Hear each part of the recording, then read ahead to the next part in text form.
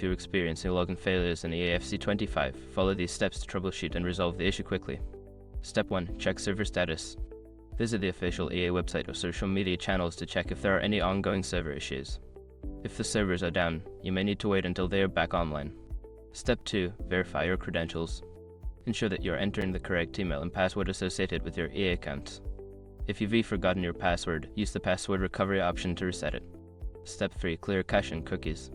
Clear your browser's cache and cookies if you are using a console, or restart the device. This can help resolve any temporary issues that may be causing the login failure. Step 4. Update the game. Make sure that your game is updated to the latest version. Check for any available updates on your platform and install them to ensure optimal performance. Step 5. Contact EA support. If none of the above steps work, reach out to EA support for assistance. They can provide specific troubleshooting steps or identify if there are account-related issues. By following these steps, you should be able to resolve your login issues quickly. If problems persist, don't hesitate to seek further help from EA.